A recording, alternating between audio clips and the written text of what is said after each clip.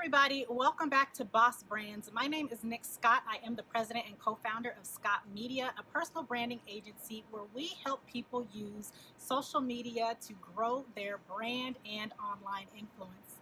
I am thrilled to have with me today Alyce Blum, who she's going to tell you a little bit about herself. But before we get started, this is a little bit different segment because when I reached out to Alyce, she is a very much a forward thinker, and she wanted to do her segment on video. So here we are today. So everybody, please help me welcome Alyce. And can you start off just by telling us who you are? I'm Alyce Blum, and I am born and raised right here in Denver, Colorado, which is pretty unique. So what do you do? So what I do, I actually like to tell people why I do what I do. Okay. And I'm really passionate, truly passionate about helping people learn how to connect on a deeper level. I actually think that what all human beings, regardless of race or age or gender, are looking for in today's day and age are just deeper connections and relationships with other humans, both personally and professionally. And what I do professionally is help people learn how to network more strategically so that when they're putting time and money and resources towards networking, they actually see results. So networking is a space that a lot of people aren't comfortable in. So would you help people become comfortable in that space? Yeah, exactly. So I help teach people how to network more effectively. And so that really comes down to skills in communication and confidence building, and then strategic tactics and kind of like the how-tos of whatever type of networking that someone's doing. I specialize in more of networking under a business umbrella or business development rather than networking for those who are in career transition. But I have a background in recruiting, so I've done some of that as well. So can you tell us just a bit about your journey? How did you get to where you are now from recruiting? Yeah, so like I said, I went to the University of Colorado at Boulder, studied international relations, moved right away to Washington, D.C., became a recruiter at a big law firm thinking I wanted to become a lawyer, and realized I didn't want to go to law school. And ultimately, I had a job in D.C., and then I moved back to Denver and got a job here working for the Canadian consulate, doing international trade, which was great. Everyone kind of oohed and awed, and my parents, I think, were really thrilled because I was doing something that I had studied. But ultimately, day after day, I just never felt fulfilled and was kind of craving myself deeper relationships in professional settings, and ultimately came to realize that I wanted to work with people and in group settings. Went back and did a year-long coaching training intensive program, became a certified coach, opened my coaching practice 4 years ago, and niched the business around networking, realizing that we're all told we need to network in order to be successful. That's right. But the irony is that no one goes to school to network. Most people's parents aren't great networkers. No, it's not like an issue for them. It's just something they didn't learn, so they don't pass it on to their kids. And so I felt like I had an opportunity to take a real passion of mine, which was people and listening and learning and communicating, and teaching that to other people through coaching and consulting ways. So this is a little off script, but you did a talk recently about networking specifically for introverts, Yes. right? So can you do a little bit of conversation around what an introvert should be doing when they're networking? Well, yeah, so I'll preface that by saying that I think the topic of that particular presentation was that networking, or that introverts kick ass at networking. Yeah. And I really believe that introverts are actually better networkers than extroverts. Huh. The reason, and this kind of will go to your question, is because so many qualities or characteristics of introverts are a lot of times the tools I'm trying to teach people to become better networkers. Mm-hmm. So for example, introverts are naturally great listeners. They're not going to try and have their voices be heard or inserting their opinion all the time. They're just really good at listening. So something I tell introverts all the time is one way that you can a skill set you already have and that you can just kind of practice in terms of networking is just practicing your listening abilities and then using that as a mechanism to follow up. So because you're great at listening, maybe take notes. I would encourage everyone to take notes. And then when you're following up with someone, instead of just saying, great to meet you, thanks for your time, something generic, add in a couple of really specific points that you learned from the person because you were already listening and that was just something natural you were doing. And that will tell the person on the other end that, like, you're really listening to them, you really heard them, you really understood them, and that really will want that helps that person then want to continue forming a relationship with you because they feel like they were heard and listened to. And there's really no greater gift in life, I think, than feeling like someone hears you and that you're being listened to. So we're going to switch gears just a little bit here. Okay. Can you tell us a little bit about how personal branding has helped to transcend and guide your career or your business? Yeah, I mean, it's a great question, and I think personal branding has become such a hot topic and almost a buzzword, but I had a lot of people early on in my business tell me that the more authentic I could be in my own voice and in my own passions, and then sharing that in different mediums, whether it was through a website or social media or just when I would speak, the more that people would really connect with me and trust me and feel loyalty to me. And ultimately, if we're talking about, client conversions, that's when I felt like people really took a step from just being interested in my work That's right. to hiring me. Yeah. So branding has been huge. I also have really spent a lot of time over the past year and a half focusing on, every time I present or speak, on my introduction and tying in whatever the topic of the presentation is going to be to my introduction, but doing my introduction that's not just giving like my stats, like my name is this, I went to school here are my credentials, but telling personal stories of my own networking experiences, both those that were really great and those that were really challenging, and connecting to the audience in a way that says, I know this isn't easy, networking isn't easy, even for someone like me that I really enjoy it. We all have challenges, and so I think my brand has become stronger just by being more honest and sharing more stories. I love it. You hit the nail on the head when you talked about personal branding and how crucial a role authenticity plays in developing your personal brand. So Yes. Thank you for that. Yeah. So you talked a little bit about social media. Can you dive a little bit deeper into what specific strategies or tactics you use to maintain your personal brand?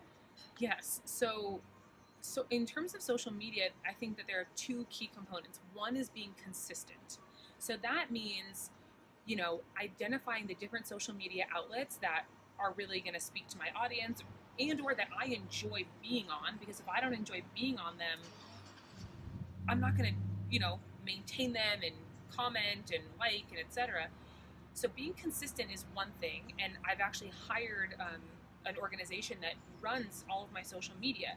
That doesn't mean that they create all the content. I'm creating a lot of the content, and they're also helping with some of the content, but that goes back to being authentic. Like, the content is my voice.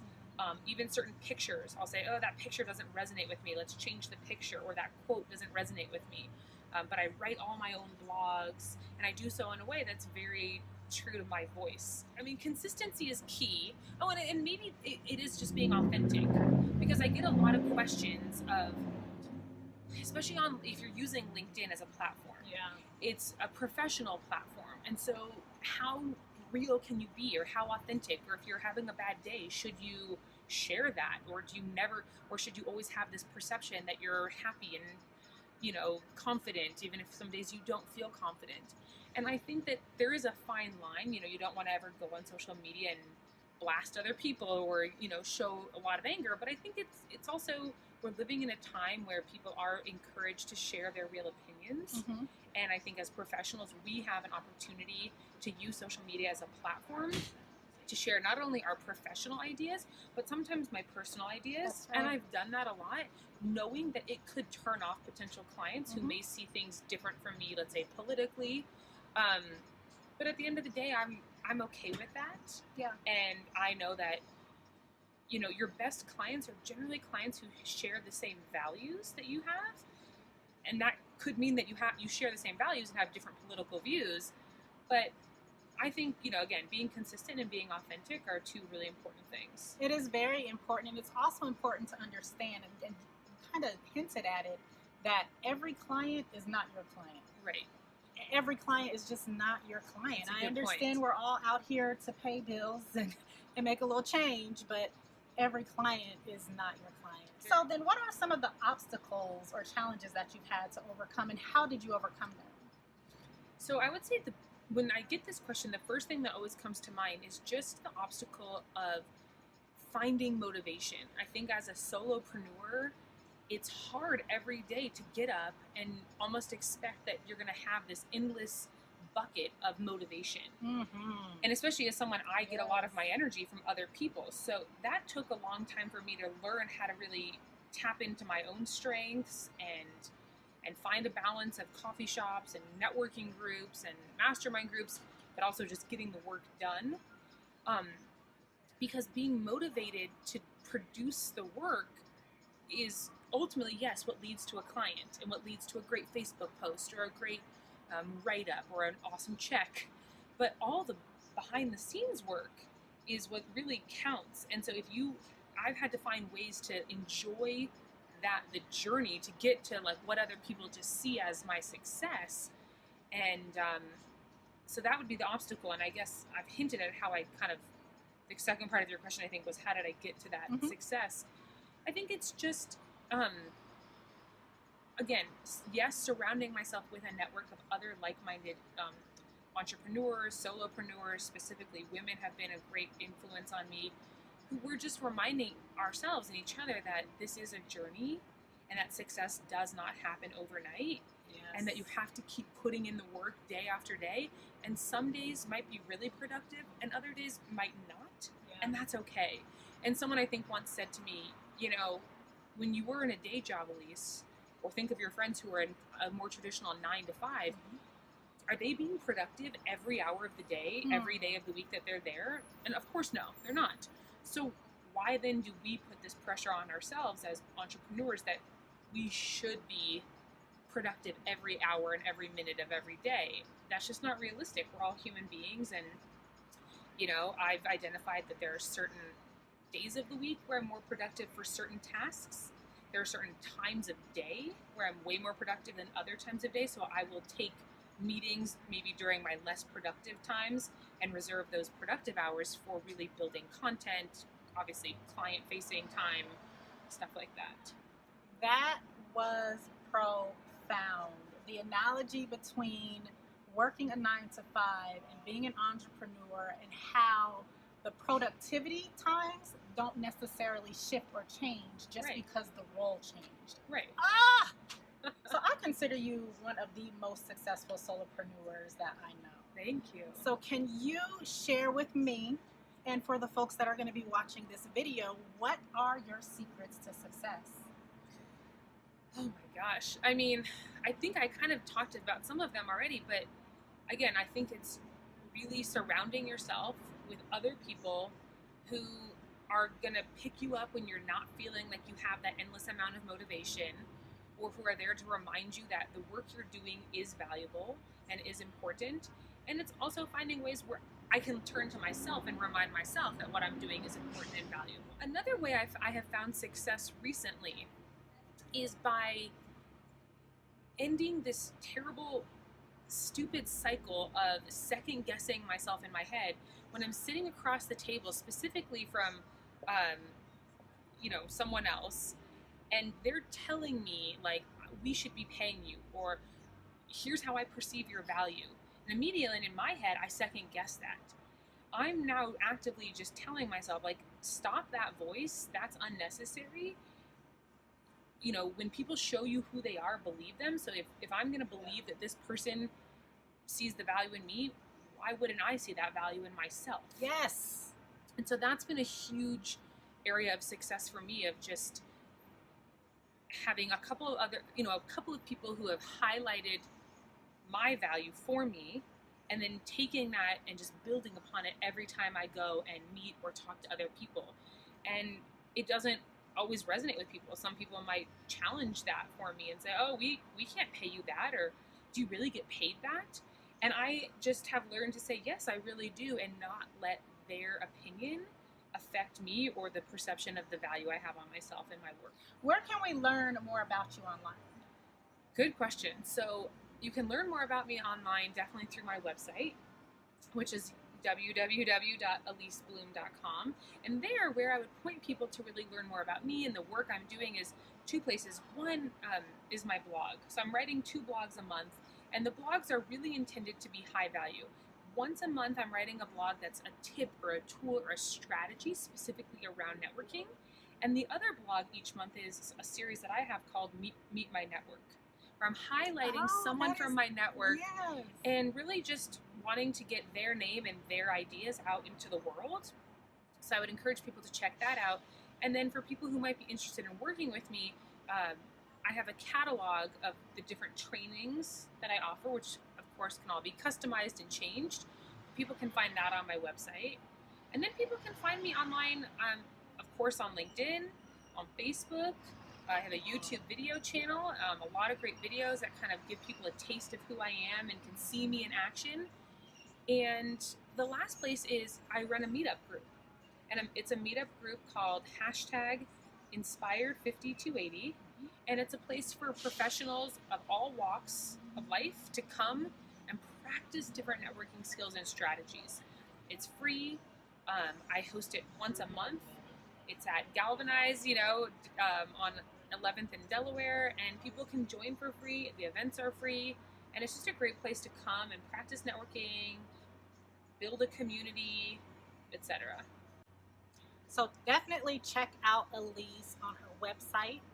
Follow her on social media. And listen, if you think that some of the nuggets that she dropped here today were very, very impactful and helpful, imagine what she could do for you if she did a workshop for your company, or if she came in and she helped you one-on-one. So before we go, is there anything else that you'd like to add?